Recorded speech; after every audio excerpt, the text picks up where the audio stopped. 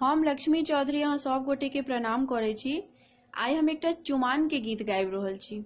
गीत नीक लागत त गीत के अधिक से अधिक शेयर करब। धन्यवाद। जनक आंगनमा में सीता दुल्हन भेली, दुल्हा बनल श्री राम।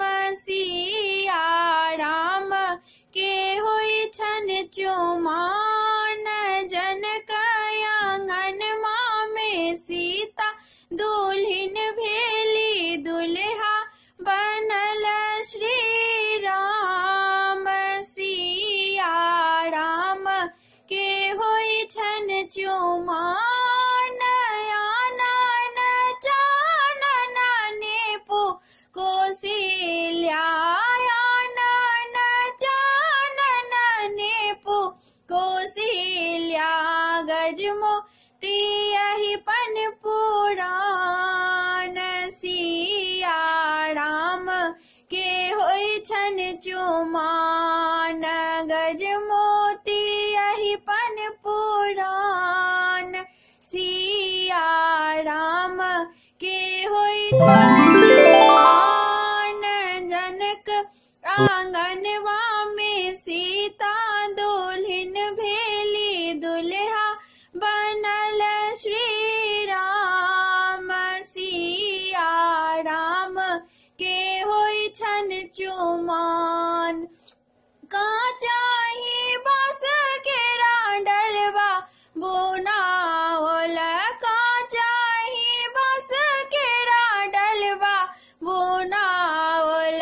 ताही में सजल दुभिधान, सिया राम के होई छन चुमान, ताही में सजल दुभिधान। सिया राम के होई छन चुमान, जनक आंगनवा में सीता दुल्हन भेली, दुल्हा बनल श्री राम।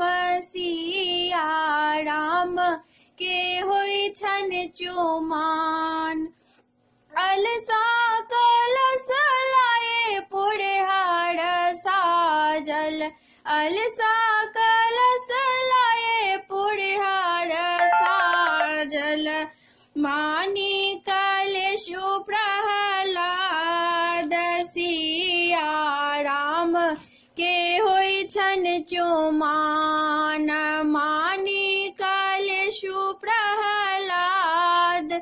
सिया राम के होई छन चुमान, जनक आंगनमा में सीता दुल्हन भेली, दुल्हा बनल श्री राम। सिया राम के होई छन चुमान, सिया राम के होई छन चुमान। धन्यवाद।